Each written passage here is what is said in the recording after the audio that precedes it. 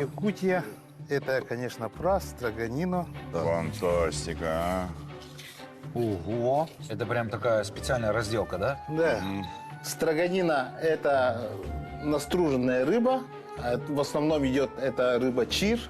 И она должна строгаться именно якутским ножом. Якутия – единственный регион, который готовит отрицательными температурами. Минус 72 градуса. С ума сойти. Эта рыба ловится именно подледным видом улова.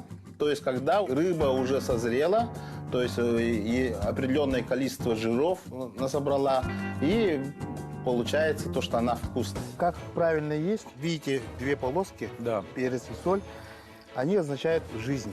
То есть в жизни человека бывает и белая, и черная полоса. То есть они вместе ходят.